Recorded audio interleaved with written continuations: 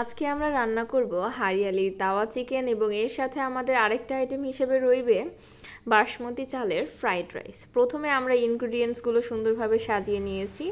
এখন আমরা এই ইনগ্রিডিয়েন্টসগুলো একসাথে করে ব্লেন্ড করে নিব। ইনগ্রিডিয়েন্টস হিসেবে ছিল ধনিয়া পাতা, কাজু বাদাম, কাঁচামরিচ এবং আদা রসুন। সবগুলো একসাথে সুন্দর করে ব্লেন্ড করে নিচ্ছি।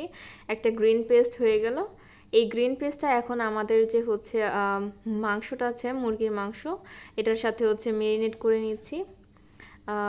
আর সাথে আদা, রসুন, হলুদ, মরিচ এগুলো দিয়ে সুন্দর করে মাখিয়ে নিচ্ছি। এরপর আমরা পেঁয়াজ ভেজে নিচ্ছি আর সাথে গাজরগুলো ভেজে নিলাম ফ্রাইড রাইসের জন্য। আর এই পাশের কড়াইটাতে আমরা মুরগির জন্য পেঁয়াজটা ভেজে নিলাম। এরপর আমরা মুরগিগুলো সব কিছু এখানে দিয়ে দিলাম। আস্তে আস্তে এখন নাড়াচাড়া দিব। তারপরে যখন অনেকটা তেল উঠে এসেছে, এরপর এখানে দই আর আগে থেকে তৈরি করা যে গ্রিন পেস্টটা ছিল সেটা দিয়ে দিয়েছি এখানে। এখন ভালো করে নাড়াচাড়া করব। সব রকমের ক্লিপ আমরা নিতে পারিনি রান্নার ব্যস্ততার জন্য, যতটুকু সম্ভব আমরা আর কি চেষ্টা করেছি ক্লিপগুলো নেওয়ার। এখন আমি নাড়াচাড়া করছি। তারপর ভালোভাবে এটা ঢেকে দিব। এবার ফ্রাইড রাইসের জন্য ফুলকপি আর গাজরটা ভেজে নিচ্ছি। এই তো আমাদের ফ্রাইড রাইস।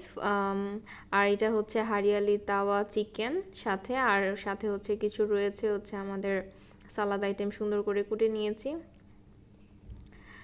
আর এই তো ডেকোরেশন করা, এগুলো সামান্য লেবু আর কিছু গাজর আছে এখানে। তারপরে কিছু পেঁয়াজ, মরিচ এগুলো কেটে নিয়েছি। আর ফ্রাইড রাইসের উপরে হালকা করে ডেকোরেশন করেছি।